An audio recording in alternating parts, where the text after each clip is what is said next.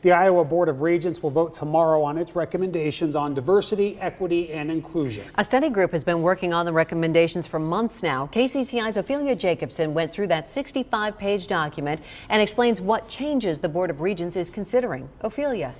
Stacey, Ben, in June, Governor Reynolds signed a law directing the Board of Regents to do a study and review of diversity, equity, and inclusion programs at Iowa's 3 public universities. After 6 months of work, the study group's recommendations will be up for a vote.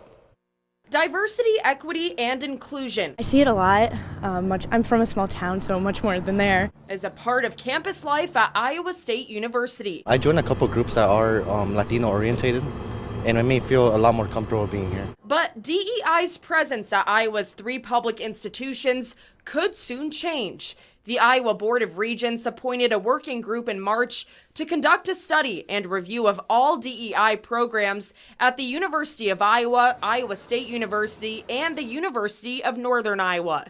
The group came up with 10 recommendations. Those recommendations include restructuring DEI offices and programs to eliminate or adjust any unnecessary functions or positions. The group also recommends that staff or students should not be compelled to disclose pronouns, and it recommends that race not be a factor in admissions and hiring processes. The Board of Regents will vote on the 10 recommendations Thursday. KCCI reached out to all 3 public universities. Iowa State says senior leaders will develop a response once the final report is approved. UNI says they're waiting to comment until Thursday's vote, but will continue to support all campus members on the topic of DEI. Iowa says they will launch a task force to review all campus-related diversity and inclusion efforts after the vote.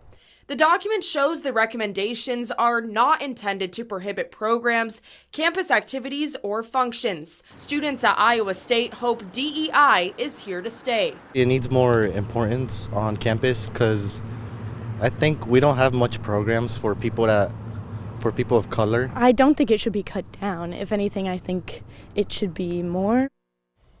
And if the Board of Regents approves the recommendations Thursday, the study group hopes universities will provide a progress report on implementing the recommendations during its meeting in April. To see a full list of the recommendations, you can head to our website, kcci.com.